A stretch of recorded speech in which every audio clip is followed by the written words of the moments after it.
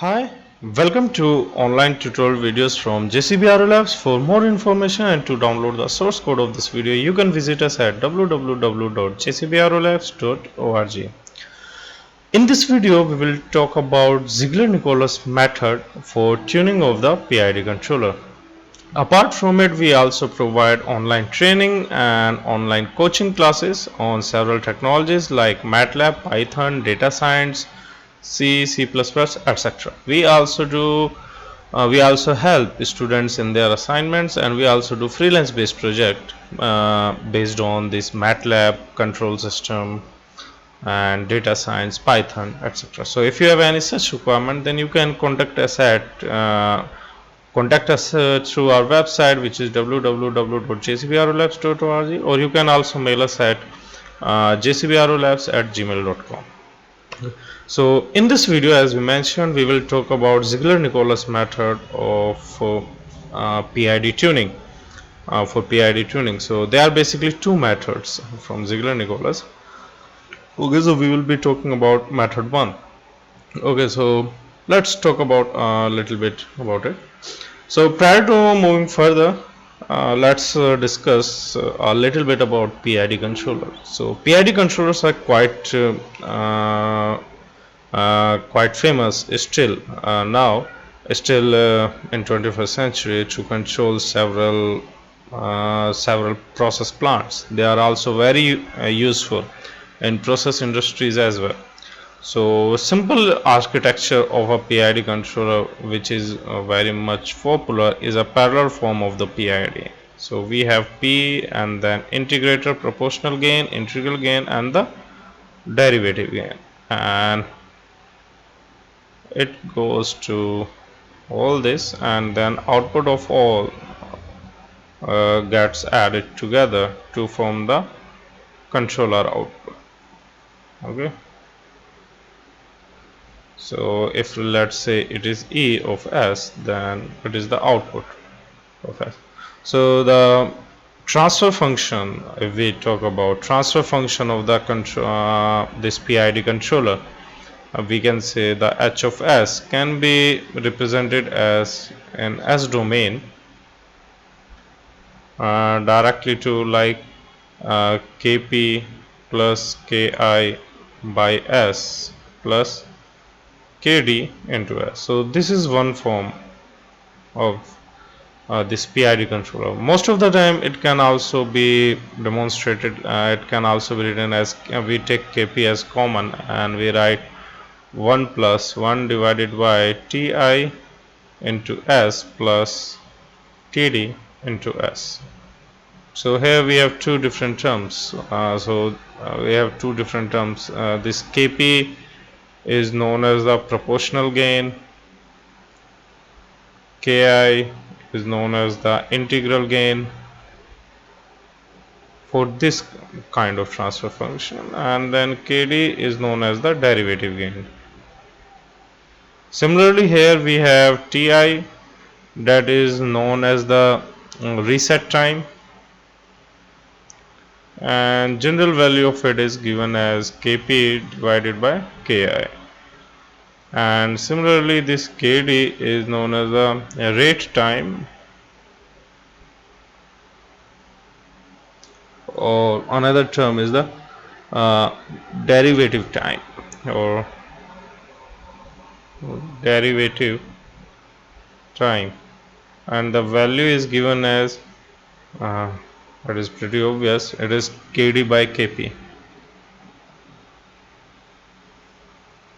Right, so it is also well known Kp, this PID control works well if we know these values of Kp, Ki, Kd correctly, if we are applying in a transfer function. That means if we are having a closed loop system like this and we have to control a plant here,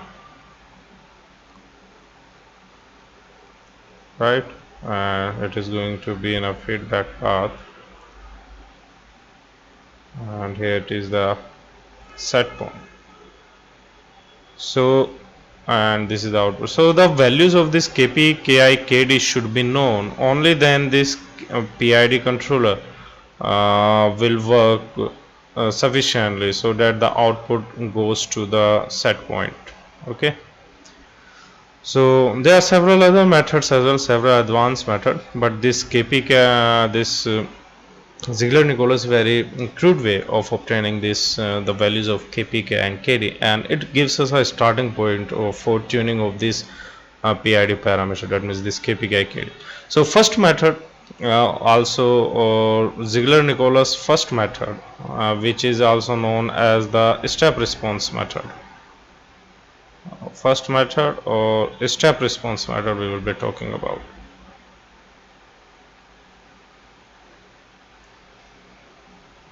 And we will then talking about the Matlab code on this as well. So in this first method of the Ziegler-Nichols works on the system. Okay, it is only applied to the plants,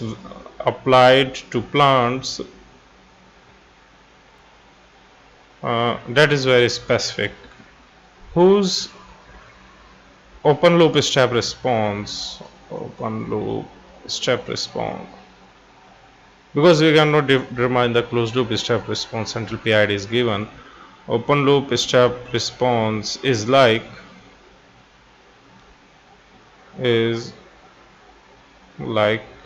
as shown in figure. So let's say we have this T, and here it is the output YT. So if the step response goes like in the S-shaped curve, okay, then we can say, okay, for this kind of system, this we can apply this first method of Ziegler-Nichols method. So it isn't like for all the kind of system we can apply this particular method. Okay, this kind of system is generally obtained from the transfer function from the system which having transfer function like k into e to the power minus sl, where this l are parameters, delay plus 1, or it also available from second order underdamped system or second order overdamped system.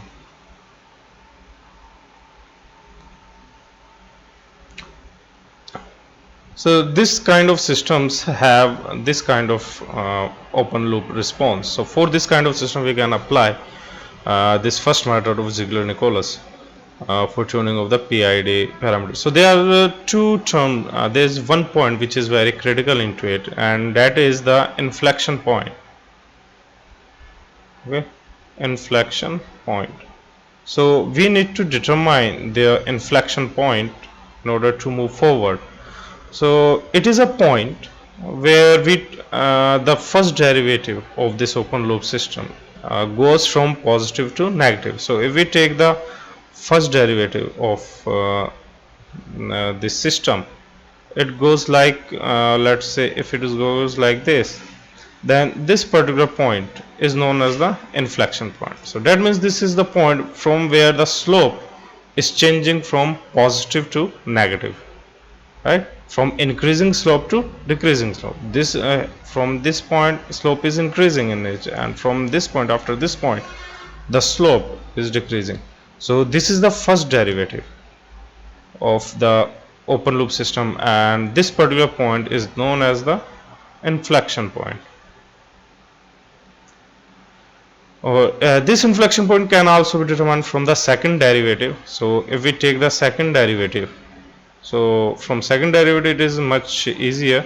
In second derivative, the second derivative changes from 0. That means second derivative is like this. So the point at which it crosses the 0 point, that particular point is known as the inflection point. Because if we talk about second derivative will come from after derivating this first derivative, right? So at this point no slope is there, so second derivative will be 0 here. So again these two points are similar, occur at the same point, but in order to move forward it should be known like at which point we are finding these inflection points. Okay, So these are the points of inflection, and we need to determine this particular point. Now once the time of this point, because this axis is time, right? Once this particular point is known where it is changing direction, we keep record that. Okay, after that, so after knowing this inflection point, we go for the next direction, t and y of t, and let's say open loop system response is like this, and this is k. So we try to find the inflection point, and let's say here we are getting the inflection point. This is the inflection point.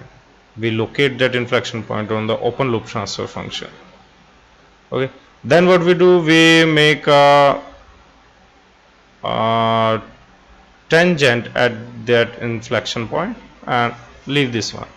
So now there are 2 points from where this tangent is tangent at inflection point is cutting the curve. Okay, so there are 2 points, like one point is this one and the another point is this one where it is cutting the maximum value. So this now this particular duration is known as the L, and this particular duration is known as the T. Okay, so from the inflection point we need to identify, or so in this first method of this Ziegler-Nichols, from the open loop step response we need to identify the value of this L and T, right? And that is determined from the tangent of the inflection point.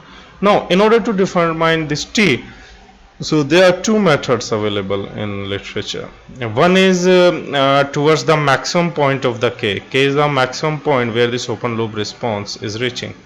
Another point could be like suppose if we want to for the unit step response, so we can determine T as where it is reaching to the 1, right? So we can also make this one as T. So we will look in the programming which one gives the better response, whether this T or this T. Okay, so don't get confused. It is the maximum point where open loop response is reaching, and this is the one which is our target to reach up to there. So depending on your application you can determine this T or this T. Now once this L and T are known to you, then simply use this table to determine the KPKI KD value for PID controller. So we have PID type, and then we have this KP values, and then TI values which are equals to KP divided by KI, and then we have these TD values which is KD divided by KP. Okay, so we could have different types of PI, like P proportional controller, PI controller, and then PIT type of controller. So for this let's create a table. So it looks like a table.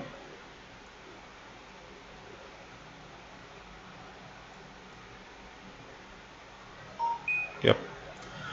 So for this PI, it is simple. This is simply T divided by L, and for that case this Ti is infinity and 0 in order to make KP and KI and KD 0. And then for PI controller, KP value can be found from 0.9 times of T divided by L, and then TI value is L divided by 0.3, and this is for 0. And for PID type controller, it is 1.2 into T divided by L, and it is twice of L, and it is 0.5 times of L.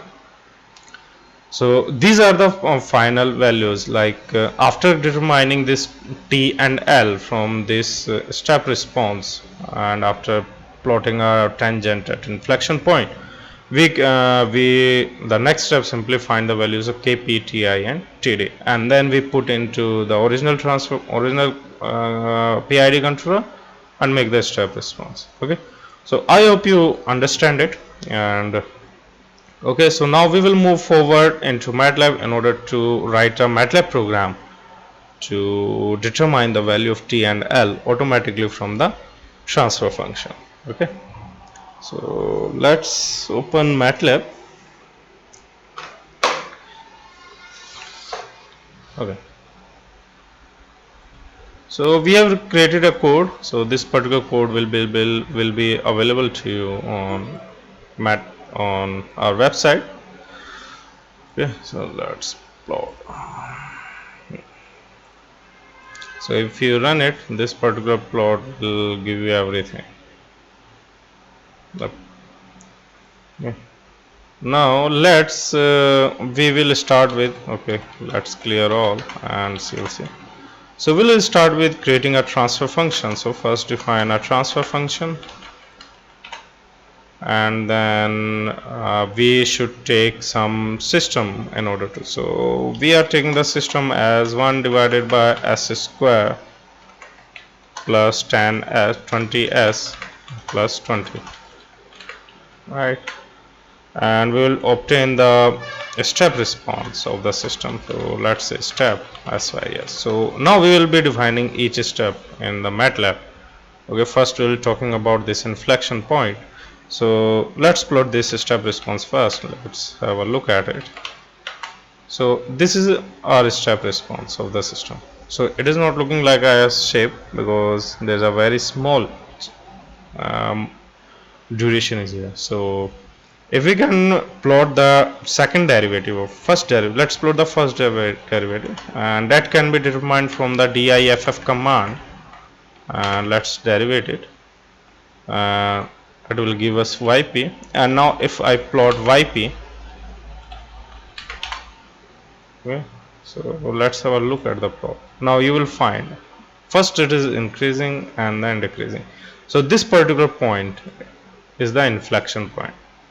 Okay, so I hope it is now visible to you clearly, and we can also get the second derivative from simple command diff y comma 2, and let's plot the second derivative of the system here.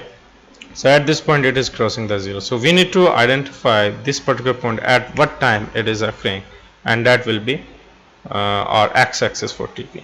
Okay, so we can get the TP. So now what will we what processor we will identify it? We need to identify the t and yt values for this inflection point.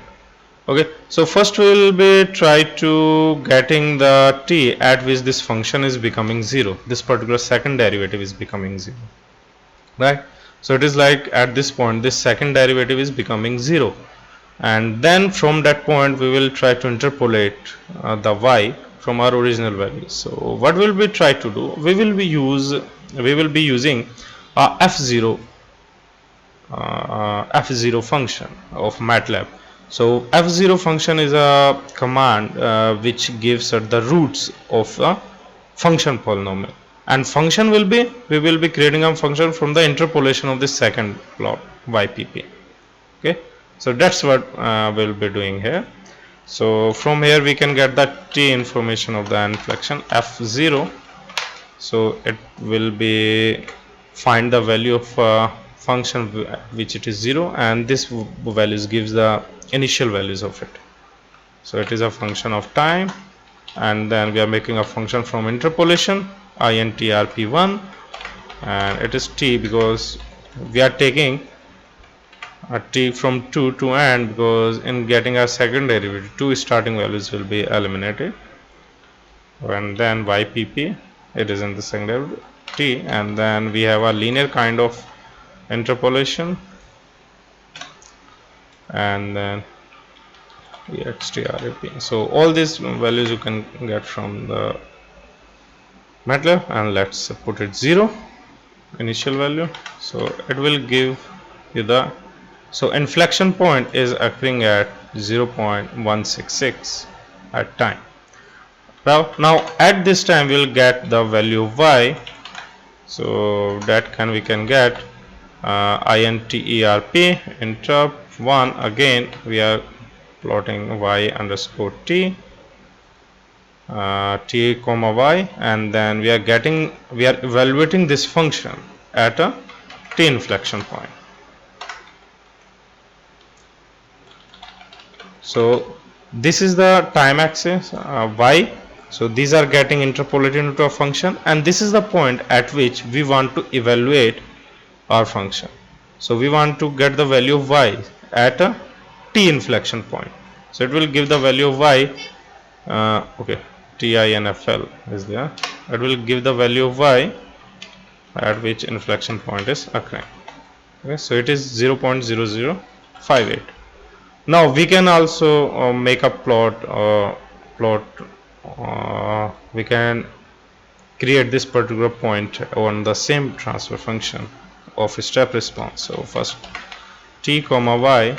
So this was our original step response, and we want to display this inflection point on that plot. So we make hold on, and then we will plot t underscore infl comma y underscore infl, and we will give some color to it. Okay. So here is the inflection point. Now our next step is to determine the tangent at that particular point.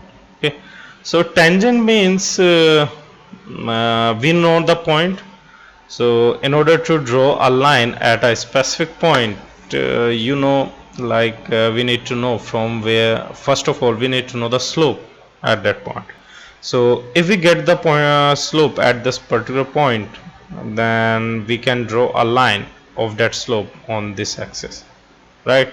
And from that particular slope we can also identify like from where it will be cutting this time axis and from where it will be cutting the one. Okay, so that's what we have done here. Now first of all, we will try to find this mean of first derivative of time. Okay, so like at which interval this time is taking, and then we will take the gradient. So it is like a second derivative, obviously, and more about gradient can be think of from this help. And then we will be, because at inflection point this gradient will be maximum, right? Because we know it was changing, so this particular point is the maximum point.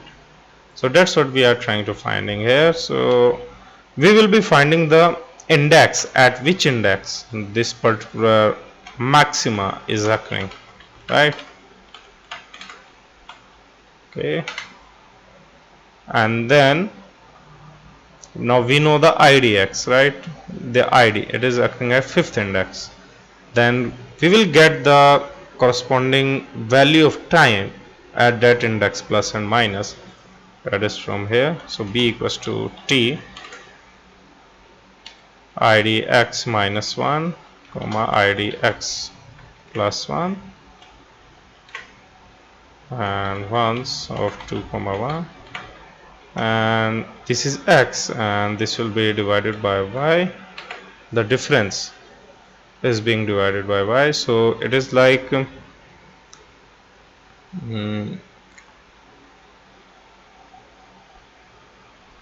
we are making a left division. So left division means this y is being divided by this t. So we are taking the tan theta of it. Okay, if you are not getting it, so there is a left division. If I am dividing 5 divided by 3, the second one is being divided by 5. Okay, so that's what we are doing here, the left division, to get the value of slope, or in other sense tan theta. Tan theta equals to y divided by time axis. So that's what we are getting in here.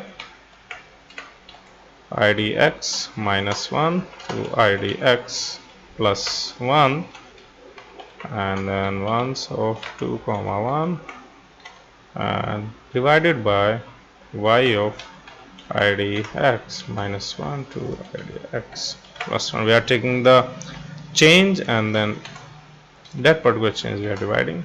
We will get those value in B, and then we are finding the value of t at which this slope will be cutting on the time axis and on the y axis, that means t.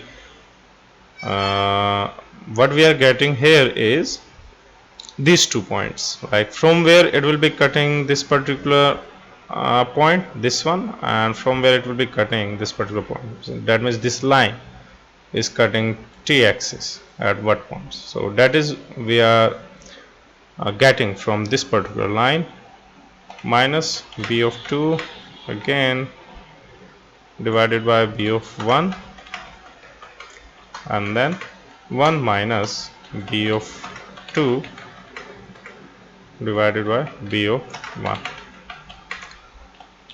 So here we are mentioning 1, that means we are taking this point from where this point as 1. So if we want, we also display you the result and we'll be taking it as a maximum of step response. Okay, so right now we are calculating with respect to the 1 unit step response, right? And then we can get the value of function f for a step line for creating a line. So tv into ones of 2, 1 into b.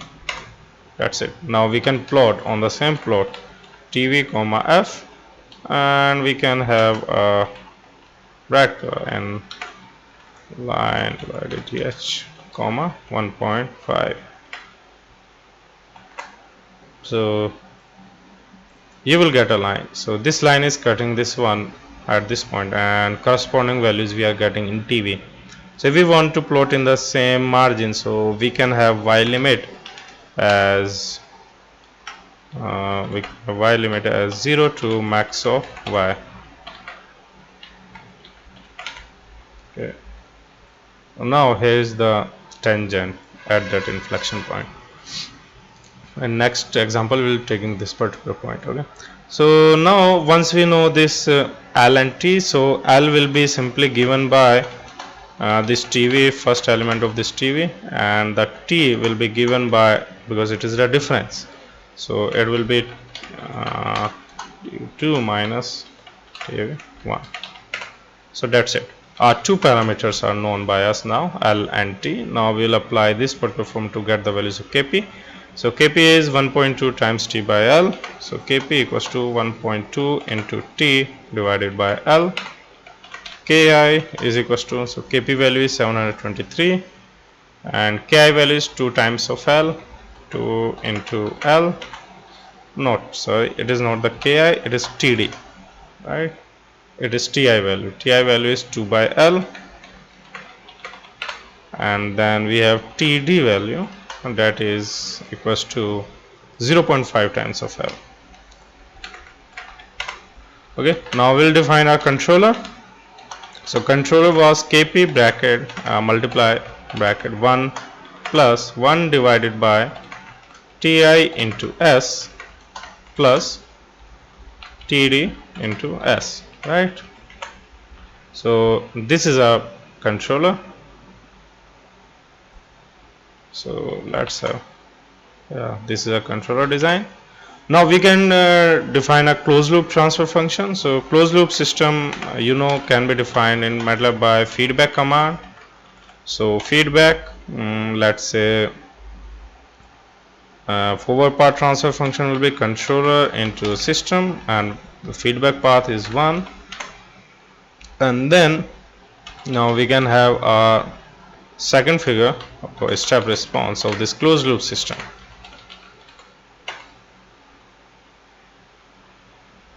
Okay, yeah, so this is our step response of closed loop system with tuned PID using Ziegler-Nichols method, and this was our original system step response. So it is clearly visible. It is now stabilizing within a 0.8 seconds. Okay, so let's have a look of this. Now I hope you understand what we did. So here we have only changed, like we are simulating, we have only one change in this code. We are simulating this step response up to 3 seconds that can be defined by changing defining this time axis for it. Okay, so let's run it. So it is settling up to 0.8 second. Now, as you mentioned, if we change the value of this one here, if I, let's say, change it to max of y, okay, now let's make it, and now if I run it, this is our step response. So if you can get TV of 2 as 1.16 point, right, because at that nearly that point it is reaching up to the maximum of open loop response. But in that case, if you look at the open loop system response, so up to 3 seconds it is not stabilizing, right? So if we make, let's close it and again make a step response, okay, and step of closed loop system.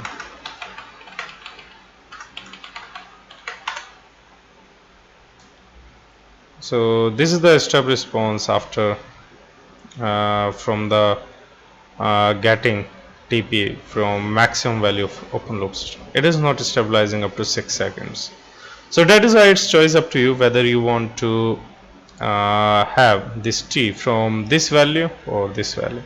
So from there's a difference in output from these two difference values. Okay, so I hope you understand a lot from this video, and this is how we can write a Matlab code for Ziegler-Nichols method of tuning, Ziegler-Nichols method for PID tuning.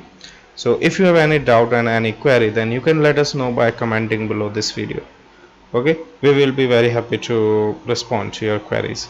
Okay, and once again, if you have any other requirement, like we also provide training, online training and classes for control system Matlab programming, and we also do freelance based project, and we also help students their assignments based on this Matlab, data science, Python, etc.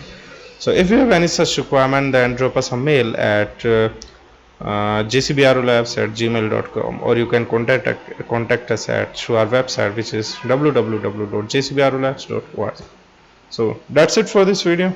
Thank you.